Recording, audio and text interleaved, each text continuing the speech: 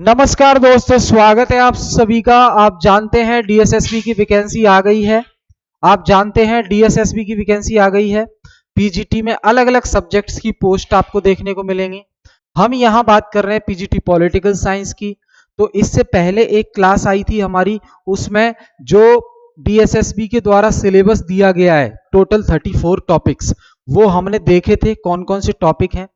आज की क्लास में मैंने उन टॉपिक्स की ग्रुपिंग कर दी है। ग्रुपिंग इन द सेंस कि जब आप देख रहे हैं डीएसएसबी के सिलेबस में 34 टॉपिक्स, तो आपको ये पता नहीं लग पा रहा है कि कौन सा टॉपिक किस मेन टॉपिक से रिलेट करता है, यानी कि सिंपल भाषा में कहें तो कौन सी यूनिट के अंदर कौन सा टॉपिक आता है, कौन सा टॉपिक इंटरनेशनल रिलेशन में आता है, कौन सा टॉपिक पॉलिटिक्स इन इंडिया में आता है, कौन सा टॉपिक पब्लिक एडमिनिस्ट्रेशन वाली यूनिट में आता है, कौन सा कंपैरेटिव यूनिट में आता है।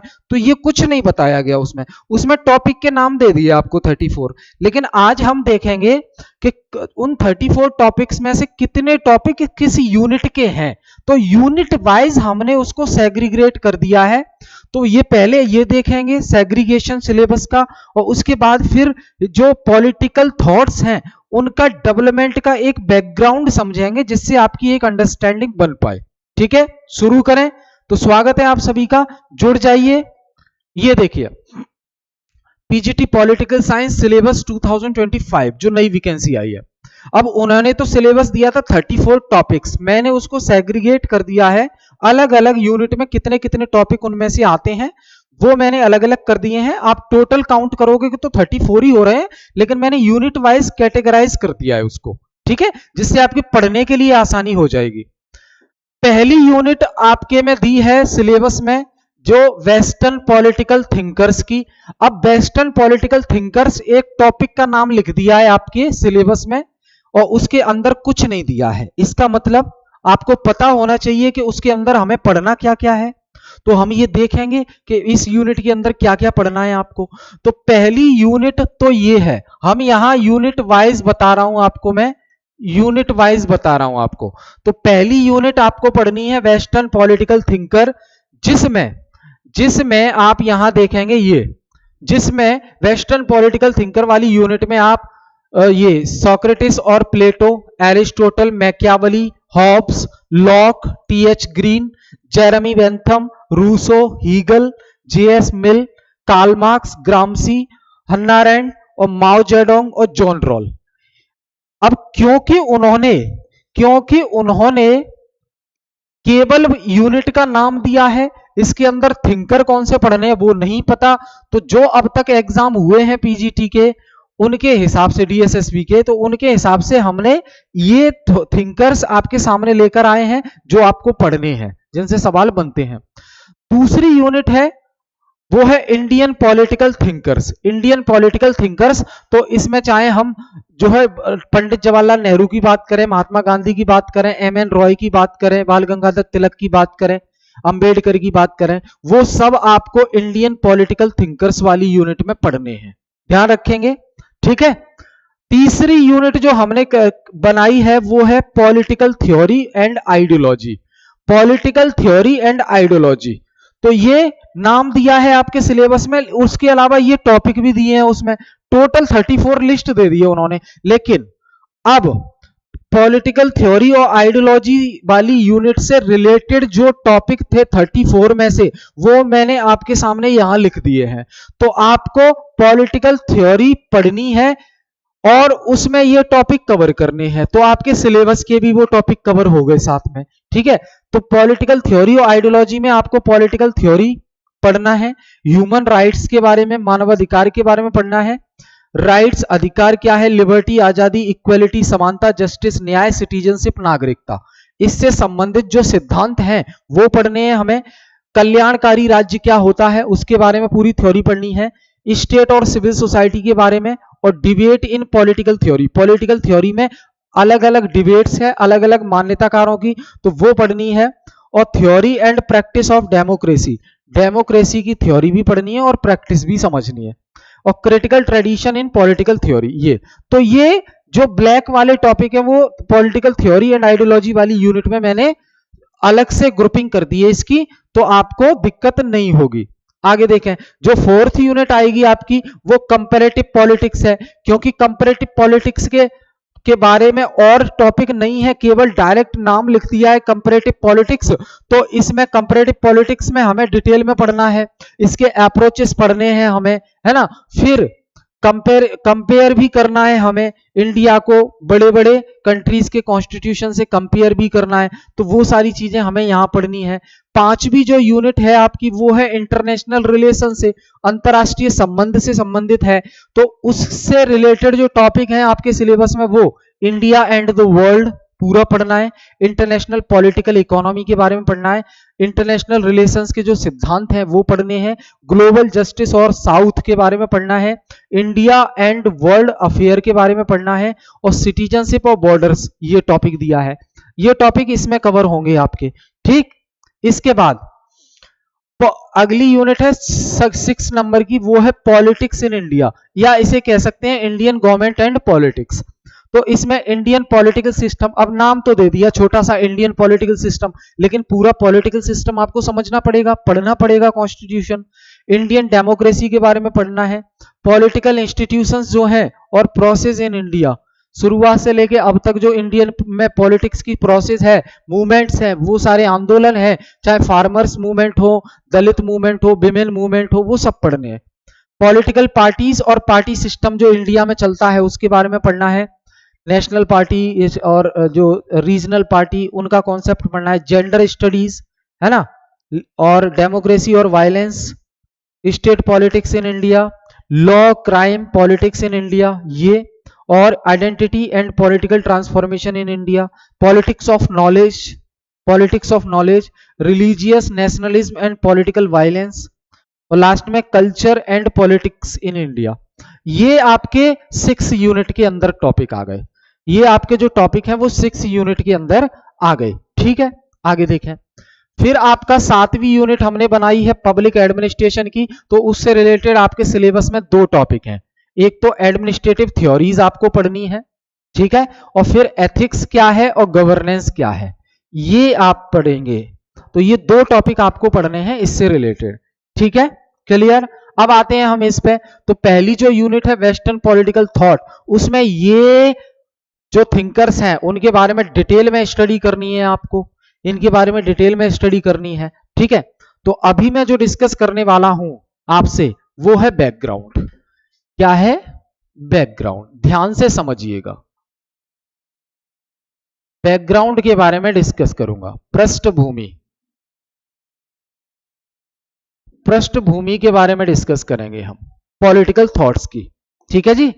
देखो ध्यान से देखिए, देखो हम बात कर रहे हैं एंशिएंट ग्रीस की, हम बात कर रहे हैं एंशिएंट ग्रीस की बात कर रहे हैं, यानी कि प्राचीन यूनान की बात कर रहे हैं हम,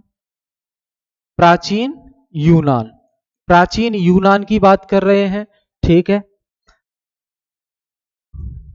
एक वर्ड है, एक ग्रीक वर्ड है, क्या है? एक सेकंड, एक वर्ड है ग्रीक वर्ड, ग्रीक लैंग्वेज का एक वर्ड है, ग्रीक लैंग्वेज का एक वर्ड है POLIS,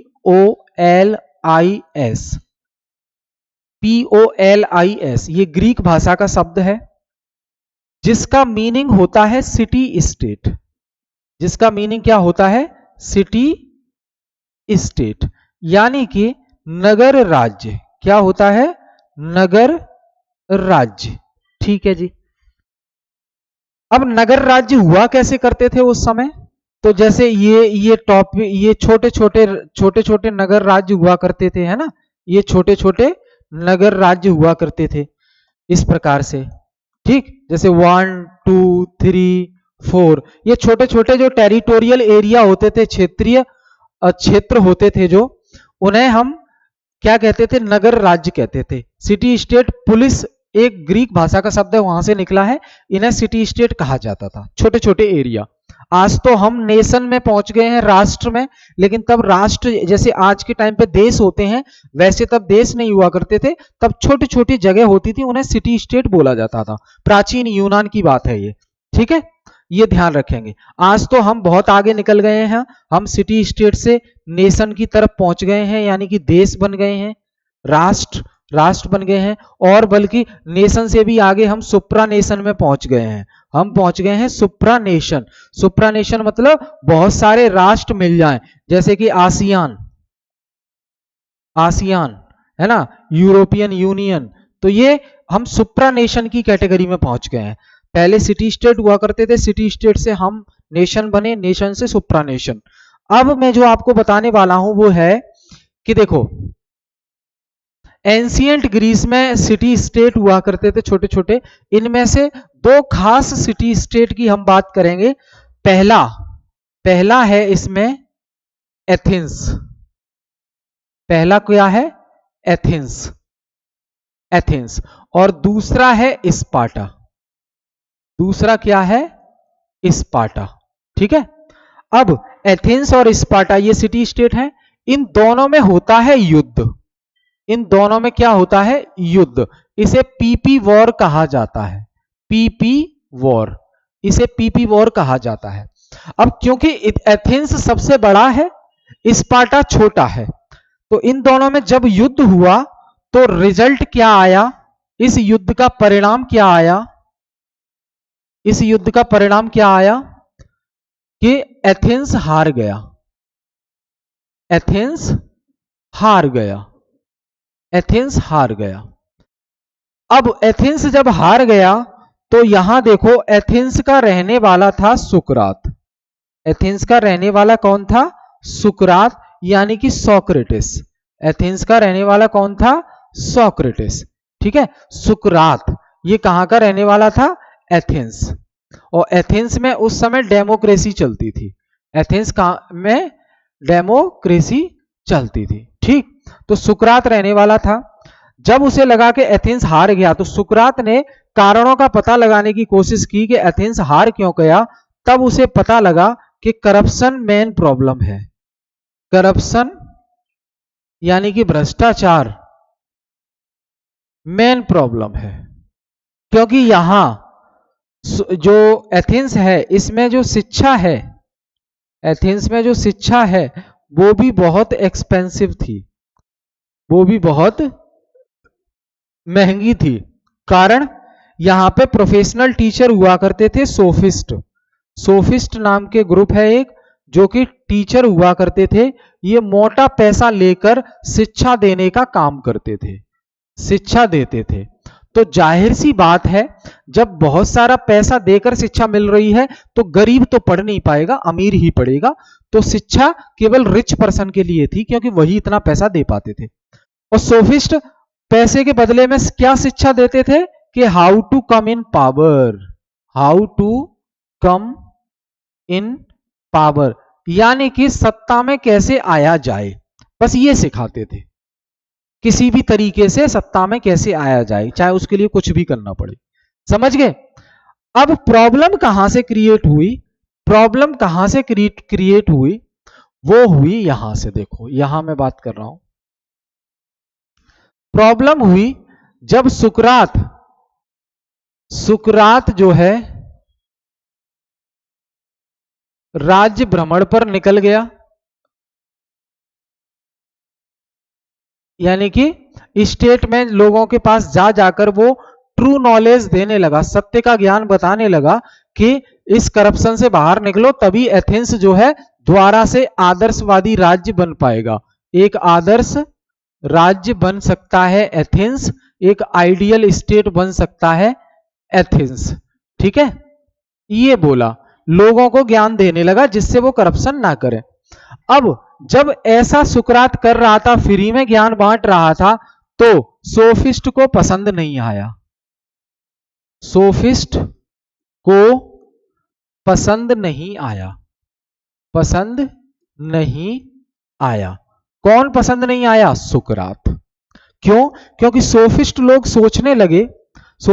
सोचने लगे कि अगर सुकरात फ्री में जाके लोगों को ट्रू नॉलेज का आभास करवा देगा, सत्य का ज्ञान उन्हें हो जाएगा, तो हमारे पास फिर पैसा देकर पढ़ने कौन आएगा? इसका मतलब हमारी तो दुकानें बंद हो जाएंगी।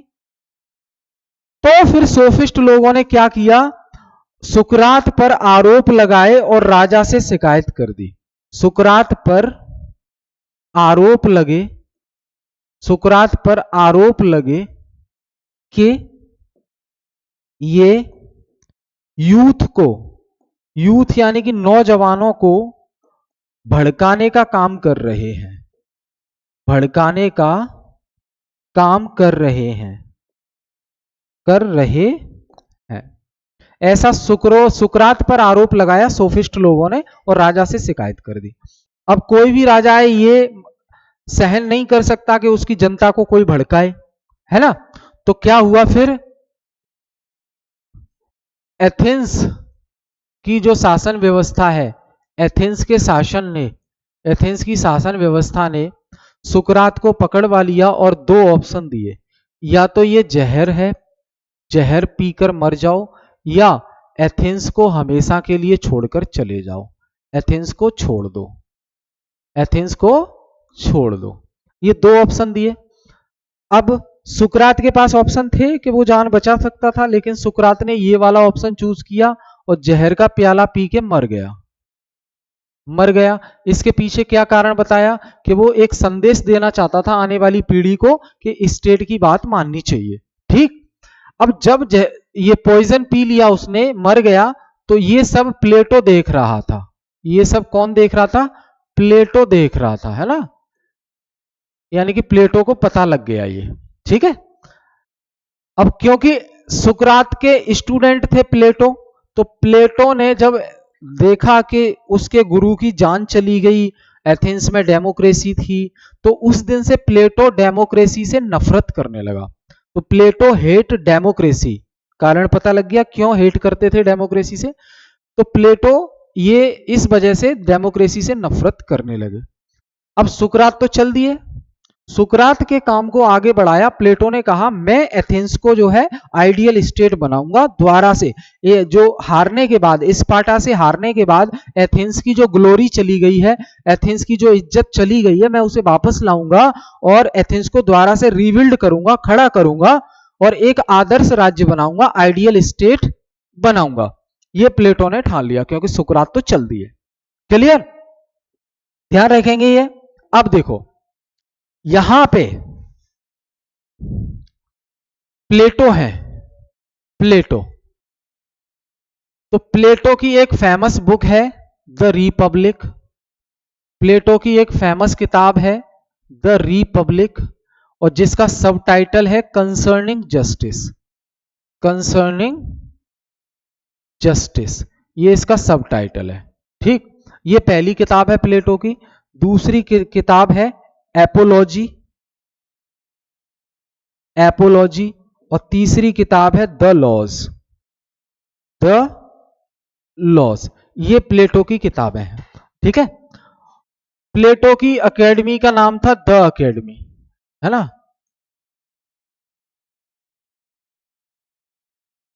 The academy. ठीक है, ये ध्यान रखेंगे।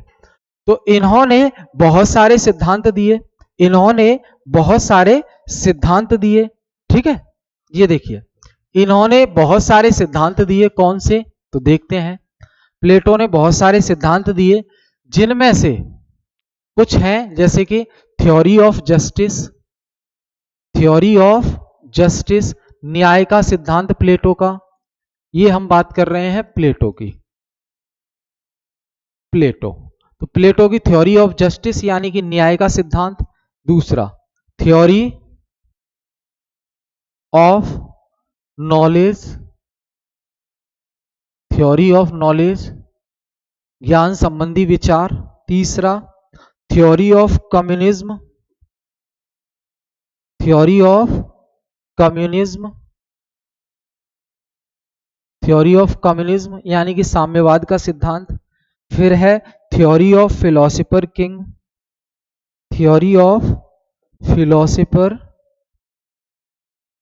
फिलोसोफर किंग यानी कि दार्शनिक राजा का सिद्धांत। क्या? दार्शनिक राजा का सिद्धांत।